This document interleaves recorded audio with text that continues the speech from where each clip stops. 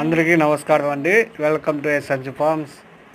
ఈరోజు ఒక అబ్రాస్ మహిళ అండి అప్లోడ్ చేస్తున్నామండి. భీమవరం క్రాస్ అండి.